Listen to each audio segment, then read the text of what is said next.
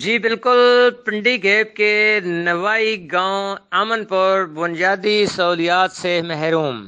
میرا شریف کارپیر روڈ سے 1.5 کلومیٹر کے فاصلے پر گاؤں امن پور کی کچی روڈ پختہ نہ ہو سکی۔ امن پور کے باسیوں کا کہنا ہے کہ نون لیگ پیپل پارٹی کی طرح تحریک انصاف بھی ہماری محرومیوں کا ازالہ نہ کر سکی۔ ہر دور میں ہمیں وعدوں پر تنخواہ دیا جاتا ہے۔ بارش کے موسم میں راستہ نہ ہونے کی وجہ سے پنڈی گیپ سے ہمارا زمینی راستہ کٹ جاتا ہے، کیونکہ کچا روڈ ہونے کی وجہ سے کیچڑ پر چلنا مشکل ہوتا ہے۔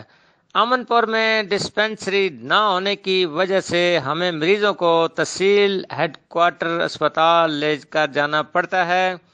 گاؤں کی خستہ حالی کی وجہ سے مریض راستہ میں ہی دم توڑ جاتا ہے۔ کئی بار انتظامیہ سے رابطہ کیا گیا لیکن ہماری سنوائی نہ ہو سکی۔